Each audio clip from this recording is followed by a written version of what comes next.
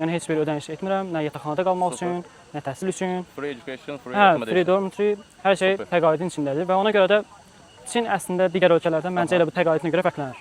Super. Tələbələr üçün çox yəni köməkçil olurlar. Heç bir Elə- tələbənin heç bir sıxıntısı olmur burada. Çünki dediyim kimi ödənişlərin hər birini qarşılayır, hətta sığorta pulunu da qarşılayır və təbii ki, tələbələrin göstəricilərinə əsasən aylıq stipendiya da verilir. Hansı ki bu 800 manata yaxın stipendiya verilir aylıq. Super. Aylıq. Pul məsələlərinə gələcəyik. Bu bütün Azərbaycanlının önəmli məsələsi pul məsələsi gələcək. Öncə elə bəsit suallardan biri, nəyə görə Çini seçdiniz? Çinə gəlməklə bağlı qərarımı əslində sosial şəbəkələrdə Çinlə bağlı məlumatlar əldə elədim. Təbii ki, digər tələbələrə də tövsiyə edərdim ki, bura gəlməzdən əvvəl, ümumiyyətlə ölkə xaricinə çıxmazdan əvvəl həmin ölkə ilə bağlı gərək ki, bir araşdırmalar etsinlər. Çinin sosial şəbəkələrdə digər dost tanışlardan da eşitdiyimə görə Çin, yəni bu sadəcə bir mif deyil. Deyilən budur ki, Çin 2050-ci ildə yaşayır. Belədir. Mən bunu görmək, şahid olmaq istəyirdim.